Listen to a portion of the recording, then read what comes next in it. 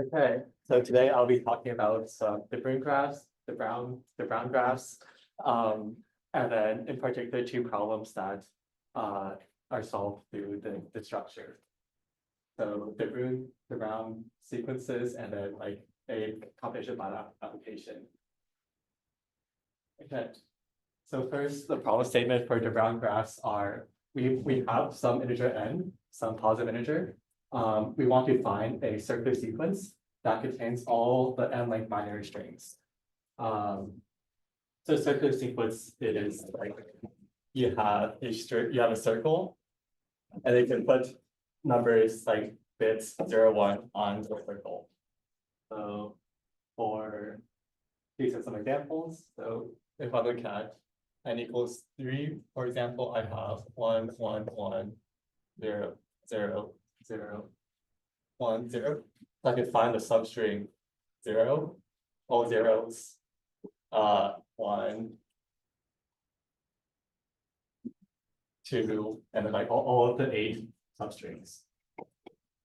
Is this clear?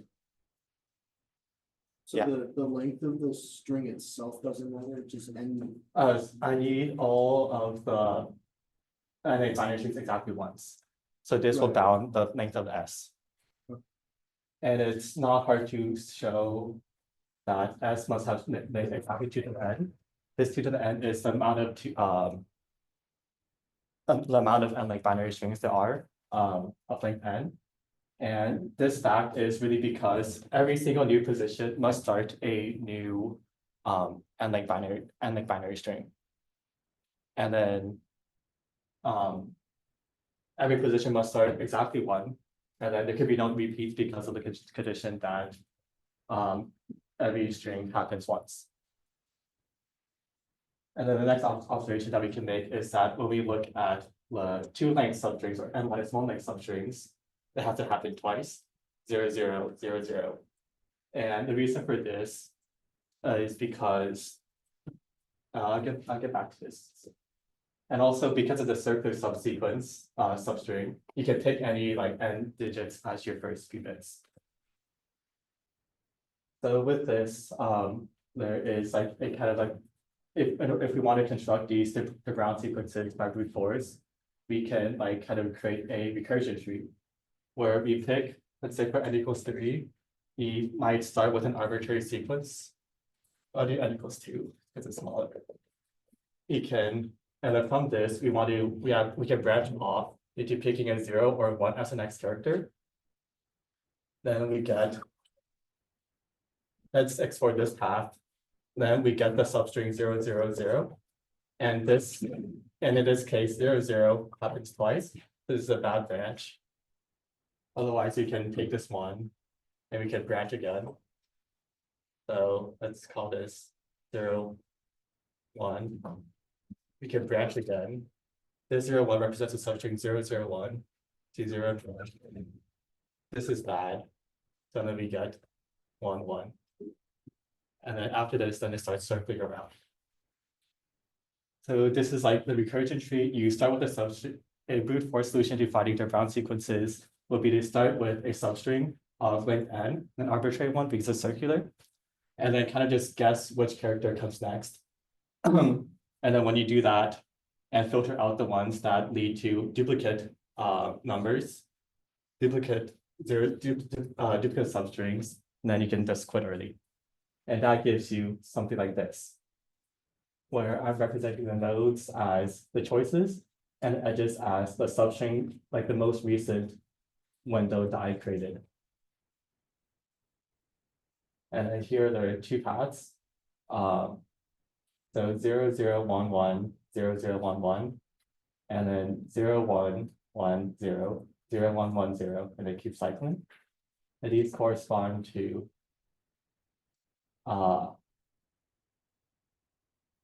these are both this substring, right, equals 2. Everything else doesn't work. So how bad is this brute force solution? Well, we have a string of like 2 to the n. And each time we're picking like 2 choices. So at worst case, we might have you try like the order of 2 to the 2 to the n different paths. is very bad. And that kind of stems from just like the brute force solution. So, but this graph is pretty useful in that we see a lot of repeats. So this 0, 1 and this 0, 1 repeat. So the idea that one might have is we can try to collapse that into a single node. So then that leads us to, or we're going to collapse that to a single edge. So this, yeah. So we have 0, 0, 1, 0, 0, 1, and 1, 1 as our nodes. And then when we want to connect nodes that can be adjacent to each other. So the rule for constructing this graph would be for n greater equal 1, we let the vertices of n be all n-1 length substrings. And these must occur exactly twice because from this substring, we could go either 0 or 1 afterwards. And then we have this rule about we need to, every time we add a new character, we need to create one more substring. One more n-length substring, one more n-length binary string. And then on this graph, and that's how we get like this graph, which we call it the Bruijn graph. And then this has 2 to the n different vertices, or 2 to the n-1 different vertices, and 2 to the n different edges. And each edge represents a substring that we want to find. Yeah.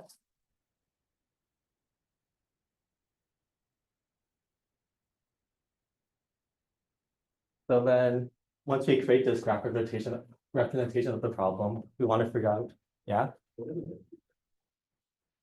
So we have this brute force like graph search. And what we can notice is that there's a lot of duplicates. So what we decided was we can try to collapse that into a single node. And then so these are the n-1 length substrings. And every time we get them, we have a branching factor. We can either add another 0 or subtract a 0, or add another 0 or add another 1. When you think there's a lot of duplicates, can you give it an example? I guess I pruned it. Yeah, but this can go up 1, or so we have 0, 0 for n equals 2. And then we can either add another 0 or add another 1 here to get the substring 0, 0, 0. And this is bad because it contains the 0, 0 substring twice. So then we can kill this path. And then now we have the 0, 0, 1 substring. And then from here, we can either add another 0 or 1. This path is bad. Sure.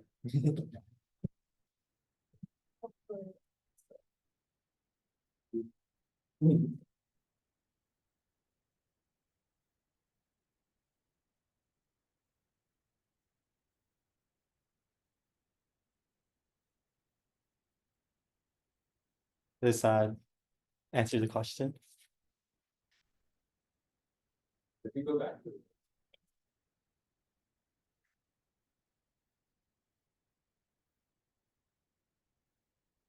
Or do you want? we're not representing every length that's only $20. Right. So if you go to slide 2, The 2 slides after. 2 slides. Yeah. This one. But one with the graph. So you're not representing every substring. So the vertices are every length n-1 substring. And then we can do this because when we're constructing the string binary force, I guess for n equals 2, when we add a new character, we're only affecting the n-1 length substring. We're forming a new n length substring by concatenating a character to an n-1 length substring. Yeah. So I guess as you construct this like a circular sequence using the graph, like from the graph, like how would you? Yeah, so we have this graph representation, and then we want to figure out like what is the Brown like existence problem on this graph. And then so what we want to find is, yeah, Why is each edge 3 bits? this is for n equals 3. So for if we want to find all a h-bit like surface substring, that contains all length 3 binary strings. We're representing like the vertices as all length 2 substrings, and then each one has 2 branches. You can either go here. Do you not draw the edges that don't work? Some of them have an implicit self loop. Okay, oh, so there should be self loop Yeah. from 0 to, okay. It's like us counting 6 edges. Very confusing. Great. That is my mistake. Yeah, this should have a self loop and this should have a self loop. Yeah, you're right.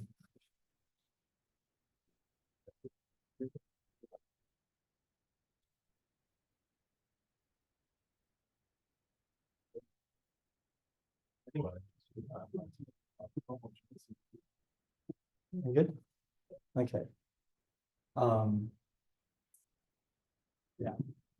There should be a loop here with an 0 0 0, and a loop here with a 1 1 1. Are the middle points online? They are. Like one. Wait, are you spending 1 0 1 0? 0 1 0 and a 1. Well, we're only attending 20. No, that'd be slot. I think it should be like the bottom one should be 0 1 0, and then they should be reversed, right? I think these two are slot. But also one of them should be 0 1 0, but it's not 0 0 1. It's like a title. Yeah, okay. You get the 0 1. Yeah. But I think we get the. Should have 1 0. 0 0 0 1 0. Yeah, and then the zeros. Oh. Okay. I'll redraw this.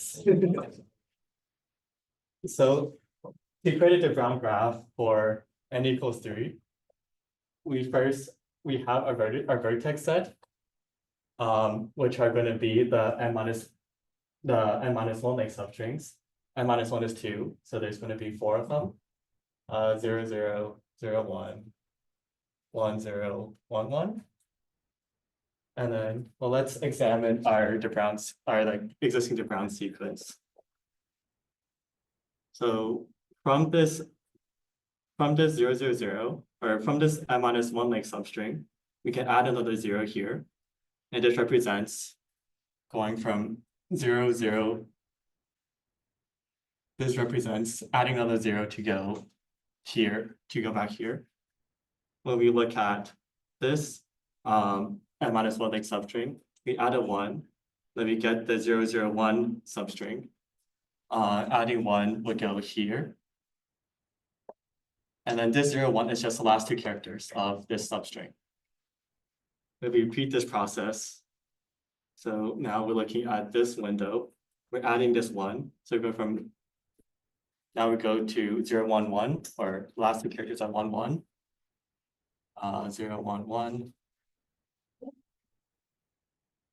Add a 0, so 1 1 0.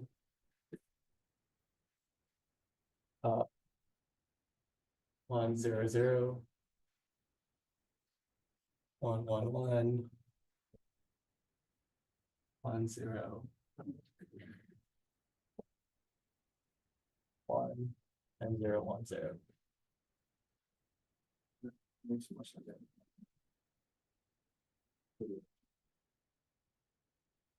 This is the right one. Yeah. So the rule is, when we have, like, suppose we have this a de Bruijn sequence, when every time we concatenate a new, like these two characters are arbitrary. When we concatenate a new character, then we are forming a n-length substring. And then this n-length substring must be unique. So we can represent that as like one of the n-length substrings on the edges that we want to find. And for the next iteration, we're now considering this n-1 length substring. And we want to add a new character that creates a new n-length substring using that concatenates from next n-length substring. Or n-1. Does it make sense? Yeah. Okay.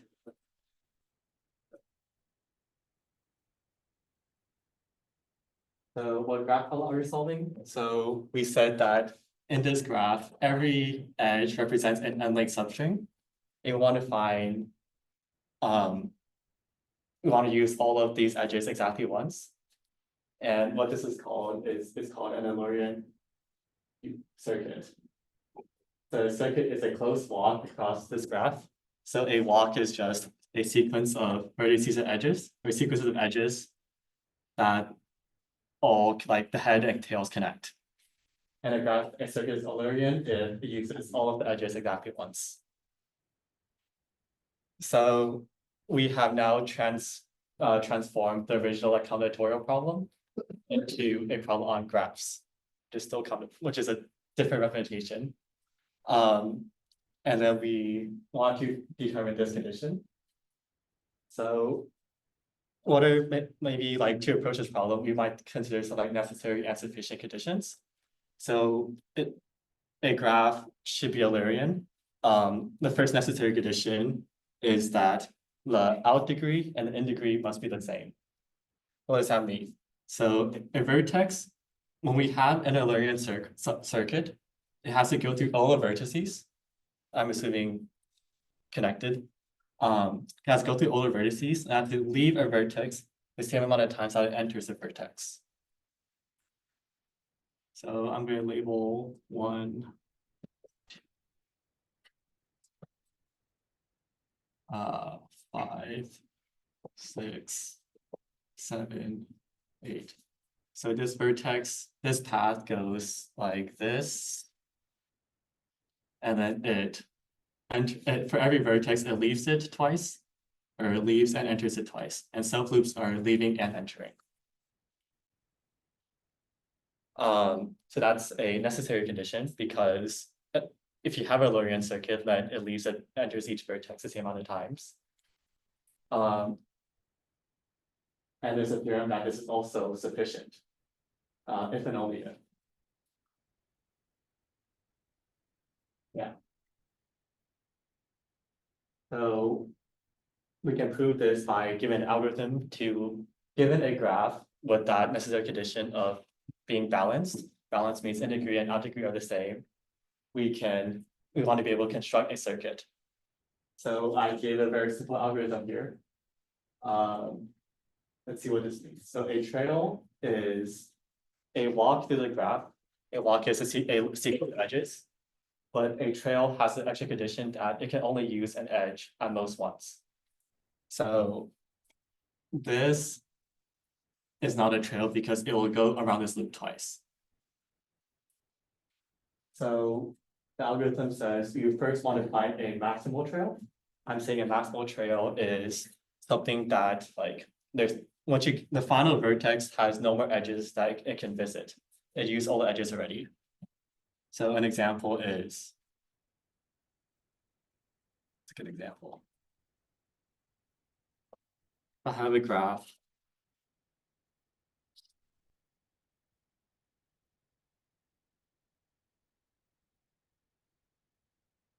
So a Mach1 trail could be going along this edge because there's no more, for this vertex, there's no more edges that could go on anymore. So we want to find it, and algorithmically, we can find a maximal trail by just picking like arbitrary edges along the path until we get to a dead end. So now what properties does the trail have? We said that G is balanced. We assume that G is balanced. So that means that the final vertex, or My claim is that this trail T must be a circuit, which means that it starts and ends at the same vertex.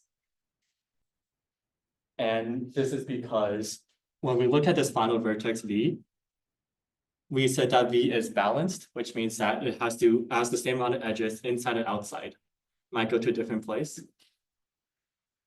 But because it's maximal, then this edge has to go it has to go to the only time it can stop is when it like reaches back to another vertex that when it leaves and enters the same amount of times, which is what a circuit is. And now after I remove this trail from the graph, then I get a smaller graph that's also balanced. Why is it also balanced? It's because that when I remove because I enter and leave it the same amount of times, when I subtract these edges, the graph is like I subtract the same amount from the odd degree and the in degree, which is the condition for being balanced. And then therefore I can recurse, and now I get like maybe some subpaths. So, and then the final step is I want to create a cycle that creates all the edges based on a circuit and like a Lorentz path for the subgraph. And then I want to essentially connect them together.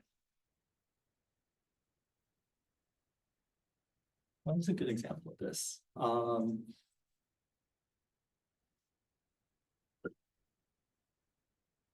So if I have, for example,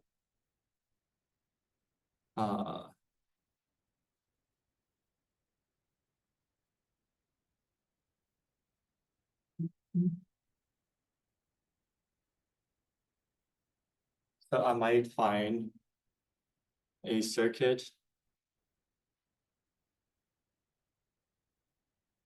and then, yeah, so if I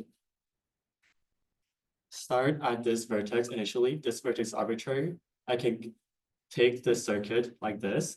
This is the maximal trail, and starts to end at the same vertex. And then I make this graph G prime by removing these three edges. I find a Lorentz path of G prime. And because G is connected, I have this vertex in the middle that I can connect the two circuits together. And I create then a bigger circuit using this circuit and this circuit. Does this algorithm make sense? Yeah. Sorry, can you define a maximal trail again? Is it just a trail or like a trail from one point to another that has maximal? So yeah, how do you draw this picture?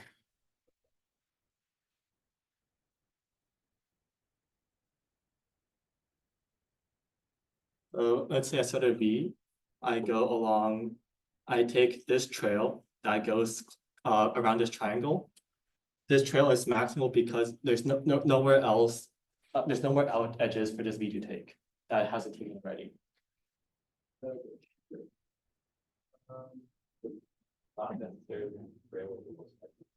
Yeah. It just I pick a vertex arbitrarily, I take edges arbitrarily until I can no longer take edges. And then I claim that I must go back to itself because it is balanced. And therefore, when I remove this circuit, I now have a smaller subgraph that I can recurse on. And finally, the last step is to combine this path and this path that I found through recursion. Yeah. And then how long does this algorithm take? Finding this maximum trail, it takes length proportional to length of the trail because I just need to pick edges. Removing this graph also takes time proportional to t. Five-layer circuit. This is like n minus t, where this n is the number of edges I have. And then taking the union of this takes time proportional to t. So when you add everything up, you get the number of edges. It's proportional to the amount of edges in the original graph. Everything is linear.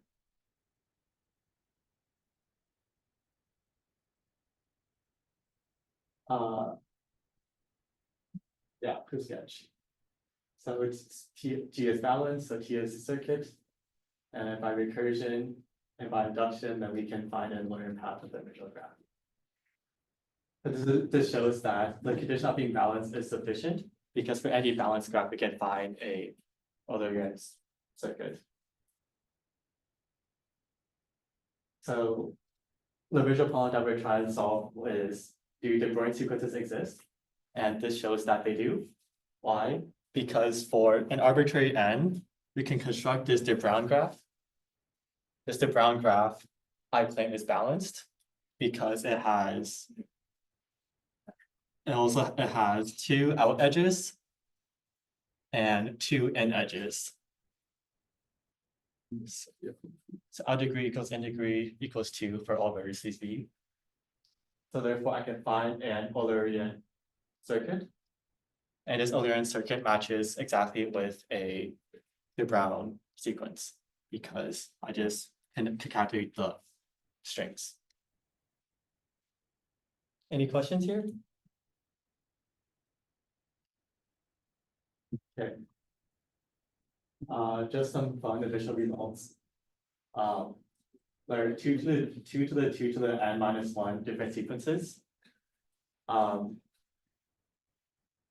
And we can actually take a pair of, what we know is that 2 to the n minus 1 is the square root of 2 to the n. This is the set of all n length, or 2 to the n length binary sequences.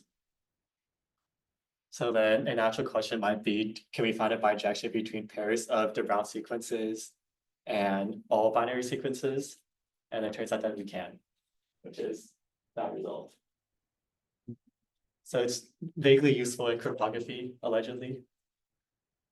Because, I mean, this sequence seems roughly random and every string appears like exactly once. So people care about it for that reason. Yeah. You have a question? Yeah, are there like, I don't think it's even a good question, but if you change your alphabet, well, first of all, I'm trying to think if there's like an obvious reason you can't have Bruijn sequences with different alphabets. I think you can, yeah. Is that something that's like, well, okay, it's probably part of the next episode. Is that like studied widely or? The Bruijn sequences in particular, Yeah. I don't know. I haven't heard anything about it, but for all, like, instead of FT, you can look at FK, and then the Bruijn sequences exist for that. You instead of getting a 2 regular graph, you get a K regular graph. Not much changes. Anything else? Okay. So this was like kind of the original motivation for why de Bruijn created like these sorts of graphs, but in modern day application, they're pretty useful in computational biology. And in particular, I'm going to talk about the genome assembly problem. So for some background, maybe like 20 years ago, there's like the Human Genome Project, which is we want to create a database of the human genome, the human DNA sequence. The problem is that sequencing is hard. Even now we don't have like a complete sequence of a genome. We have a lot of like small segments, small like disjoint segments that like roughly fit together to a map. And how sequencing like generally works is first generation, which is what they used back in the Human Genome Project. They were sorting based, so they developed a method to read the last bit of a substring, the last nucleotide. And then they use PCR to create like a billion copies and then sorted them. So then you can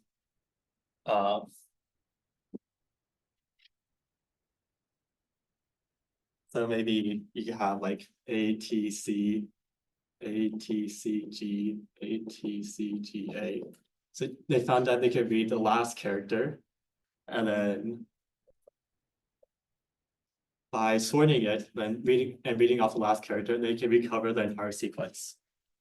But in order for this to be accurate, you need the sequences to be relatively small, otherwise there's a pretty good chance of losing granularity.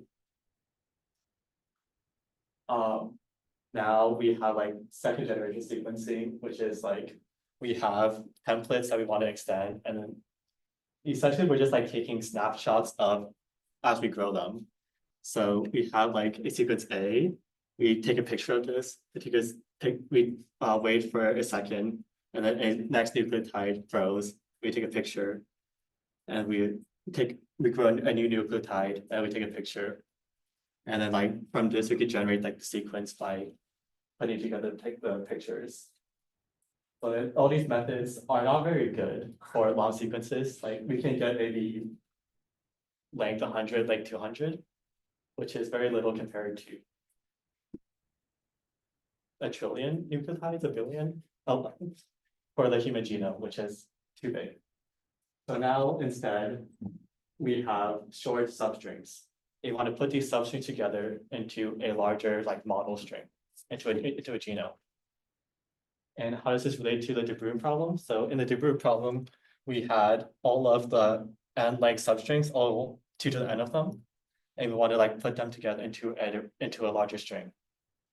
So they're reminiscent, they're related. So in biology, all the data is really messy. I don't want to talk about like how do you do the error correction. Instead, I'll assume that we have all possible k-mers. A k-mer is a substring of length k.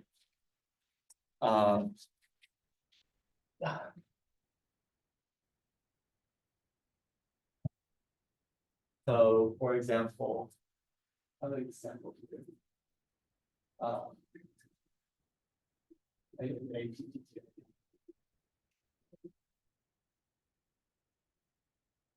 So if our model string T is a T T T A, we don't know this input. Instead, we're given some number K, and we're given all K length substrings. So suppose K is 3, and we would get A T T T T and T T A. So we're given this. Well, we might be given this in like a scrambled order. So we want to take this and reconstruct this with like as best as we can.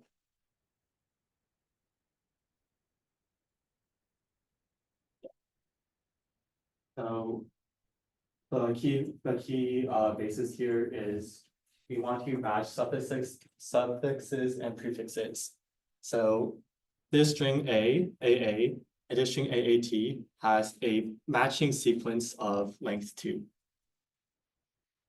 And then because of this, we might like to assume that they're next to each other in the genome. This may not be always the case, but we have to start somewhere.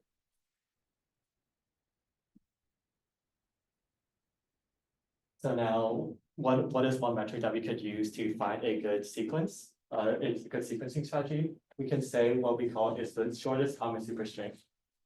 So when we take these k-mers together, there's like multiple ways we can combine them. Obviously, we combine them into this original string, but let's say we like instead pick 4, 2, 1, 3. So I want to pick TTT first, and then AAT. Say I want to give it bad orderings. 1, 2, 4. 1, 2, 3, 4. So then if I pick this sequence, AAA, AAT, TTA, TTT, and we combine them, and I get the sequence AAA, T, TA, TTT. So this is a superstring because it contains all of the k-mers as substrings.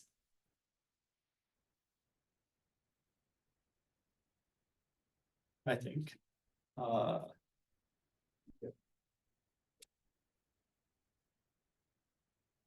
Yeah. So a superstring is a string that contains all of the substrings. And because we said that overlaps are probably next to each other in the genome, we can try to, you might want to find the shortest common superstring. This is good. AT. So one way we do this is we can take all of our k-mers and represent them as nodes. For each pair, we want from a connected graph, for each pair of substrings, we can assign a weight, which is the number of overlaps that they have. And then, yeah, and then with that, we want to find a path that uses all the vertices. It doesn't have to use all the edges. You want to arrange on a sequence of vertices that maximizes the amount of overlaps.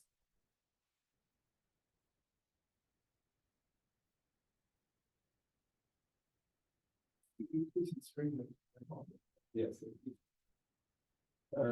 Yeah, well, minimize the string length by maximizing the overlaps.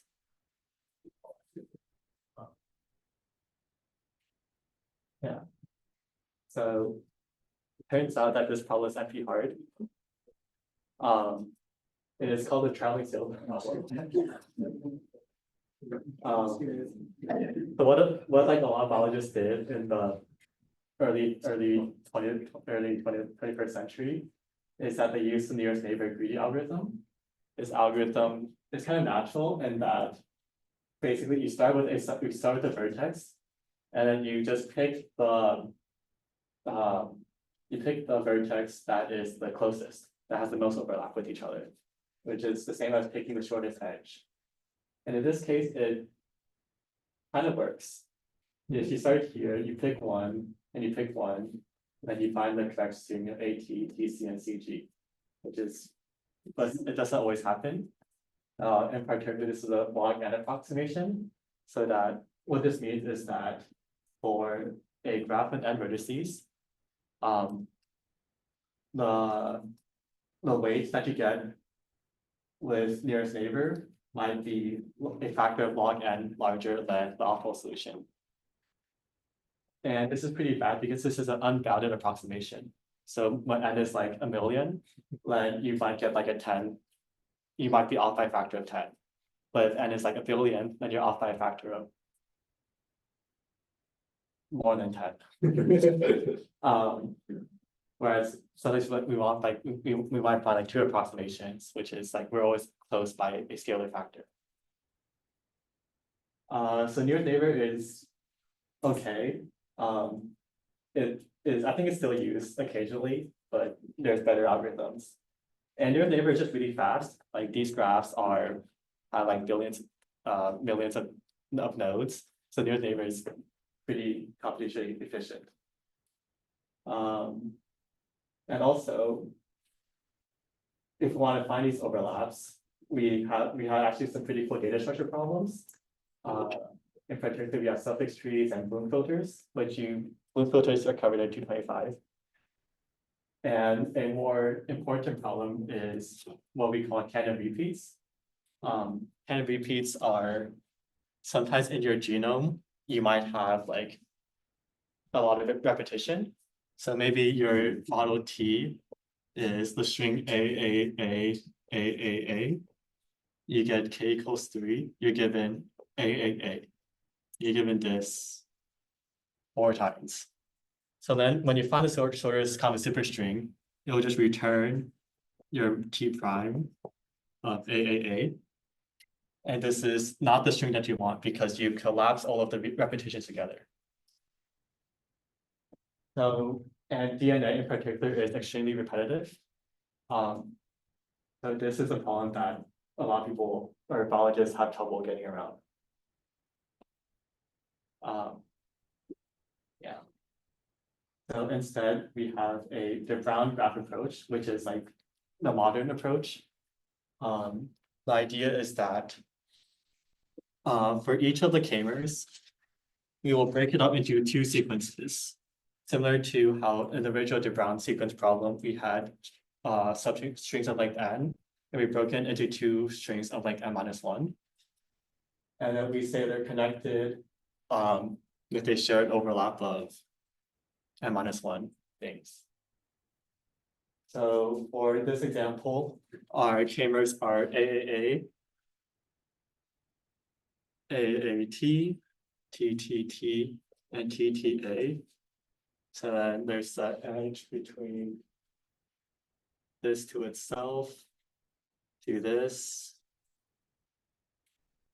Or I forgot to break it off. So there are two like substrings are AA. We have AA twice, A goes to itself. We have AT, we have TT, and we have TA.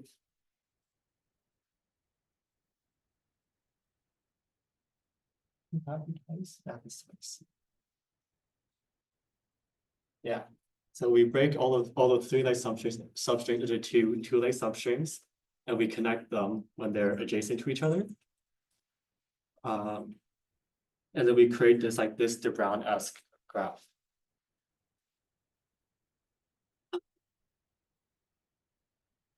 And then similar, we'll define an Eulerian trail.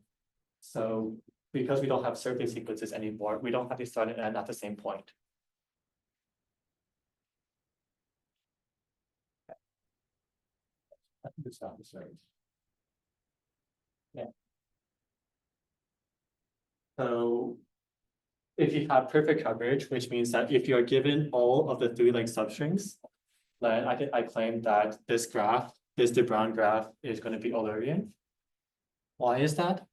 Because for every for every substring, or for every n-1 like substring, there is something that goes to it and something that goes to, except for the start and end. The start and end doesn't matter because we're looking for a trail, not a circuit. So then we could relax that condition on the two vertices that don't need to be balanced. And so every substring enters it once and exits it once, except for the start and end, which is the condition for an Eulerian trail. So this is if you have good coverage. There's a lot of problems that we don't get good coverage. And in particular, we had to do a lot of error correction, and you get like something we call bubbles. Bubbles are maybe if I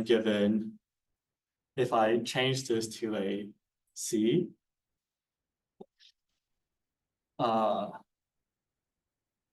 if I have one single error here, if I redraw this graph.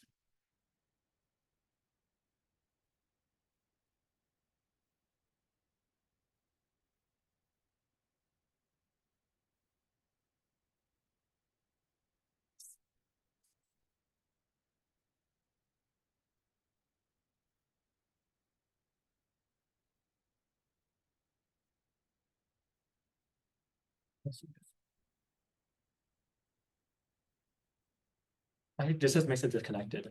So this graph is disconnected, which means that it has no Eulerian path, no Eulerian trail. That happened just because of one single error. So this method is not very robust to errors, but neither was so then error correction is a very valuable step here. And bubbles and islands, I think I need k equals 4.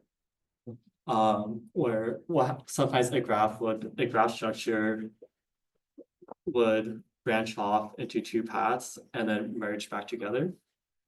And this can also happen by single nucleotide replacements. Islands are before when you saw like disconnected trails. And that can all happen by like if I erase the substring, if I forgot to give you one, then you split the Eulerian path into two, so you get different islands. And yeah, I think it's pretty cool, like all the algorithms that you can like study the Bruijn topologies, and then you can try correcting for them. Yeah, that's what I want to say. Thank you.